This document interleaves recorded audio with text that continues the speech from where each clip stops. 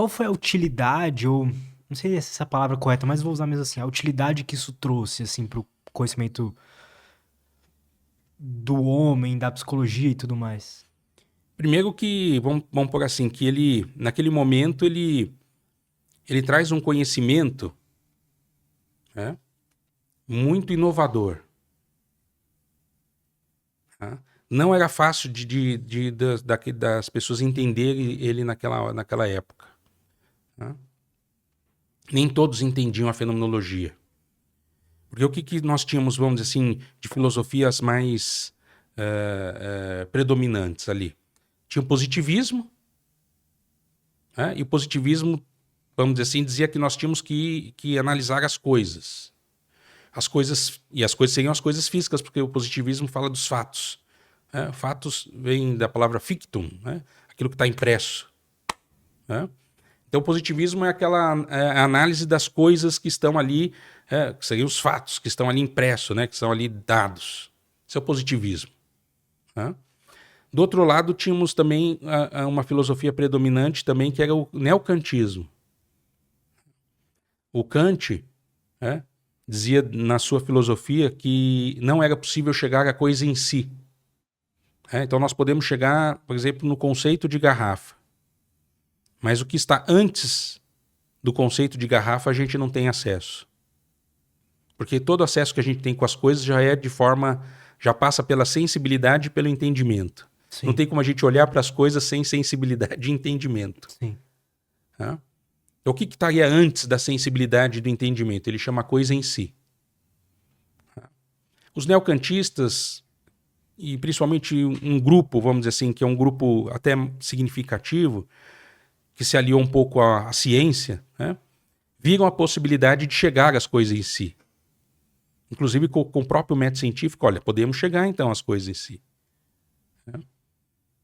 Então dá para ver que era um contexto onde duas grandes correntes filosóficas estavam falando de se voltar, de se dirigir às coisas. Só que das duas maneiras, de certa forma, se estabeleciam que as coisas elas eram, entre aspas, físicas, dadas.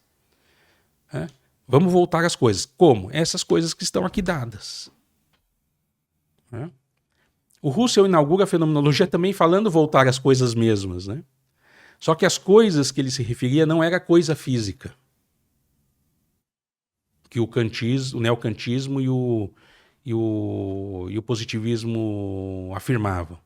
Voltar às coisas mesmas eram os fenômenos. Então muitos iam lá procurar o Husserl, porque como então ele dizia, né, se dizia que a fenomenologia voltava às coisas mesmas, né, essas pessoas iam com o olhar ou do positivismo ou do neocantismo. E o Husserl não estava dizendo isso. Ele não estava dizendo que a coisa que ele inclusive usa lá no alemão não é a palavra Ding, que seria coisa física. É Sach, que seria coisa argumento, ou seja, a coisa enquanto sentido. Não a coisa enquanto coisa física. E é isso que ele estava se referindo. Nós vamos voltar ao sentido. O que se dá não é a coisa física. O que se dá originariamente é o sentido. A coisa física, que é uma significação, vem depois. Então, quando o bebê pega a garrafa, o que se dá no momento em que ela, de forma mais originária, na lida dela com a garrafa, não é isso aqui apenas, mas é o que, inclusive, atraiu ela a ir lá e pegar a garrafa. Porque isso já disse para ela alguma coisa. Porque veja que ela não sabe nada de coisa física.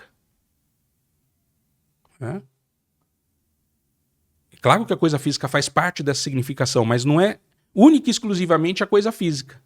Que ela põe na boca e ela descobre e fala assim, e aí depois futuramente ela descobre, isso aqui é garrafa. Não. Ela justamente no momento que ela percebe isso já está dizendo alguma coisa. Daí a ideia de fenômeno, que brilha. Aquilo que se mostra é aquilo que brilha. Então quando o fenômeno se mostra, quer dizer, quando ela se depara com aquilo, aquilo já diz algo, ou seja, aquilo brilha. E aí por isso que ela vai lá, põe na boca, atrai ou não atrai, né? Ou, não interessa, né? Ela vira. Aquilo você diria que aquilo está transmitindo alguma informação, só que uma informação sem sentido? Não seria só informação, é o sentido da conta de tudo. Da informação, do destino, da finalidade. Tá tudo ali. Diz alguma coisa, e esse alguma coisa reúne muitas coisas, que nem a cebola. Tem muitos significados. Que vão se mostrando cada vez mais conforme a gente vai vivendo. Então, vou dar um exemplo que não é meu, mas que está num livro de introdução à fenomenologia, né, de um aluno, discípulo do Husserl, chamado Robert Sokolowski. Então, logo no comecinho do livro, quando ele tenta explicar o que é fenomenologia, né, então ele diz assim, ele conta uma experiência dele chegando em casa com o carro, ele embica o carro na garagem, vamos dizer assim, aí ele vê cacos de vidro. Ele desce do carro, ele vai pegar uma vassourinha, né, para tirar aqueles cacos de vidro. Só que quando ele chega lá novamente, ele se aproxima daqueles cacos de vidro, ele descobre que não eram cacos de vidro, que era o gelo. Então, o que ele quer dizer com isso? Que dependendo do que nós vamos tendo mais vivências, que a vivência que ele teve era uma vivência visual, de dentro do carro. Né? Era uma vivência, vamos dizer assim, simples, marginal. Turva. Aquilo já mostrou alguma coisa, já disse alguma coisa para ele. Vidro. Por conta. Tem significações, inclusive materiais, que dizem respeito ao vidro. Sim. Ao fenômeno vidro. Transparente, né? Tem aquele tipo de Forma, né? Forma, que tá ali tudo mais ou menos quebradiço, né? Então ele olha para aquilo, a primeira coisa que vem, quer dizer, o primeiro significado que vem, vidro. Quando ele retorna e passa a ter outras vivências que não é só perceptiva visual, ele tem a tátil, né? Outras significações se revelam, que não é só aquela forma transparente. Né?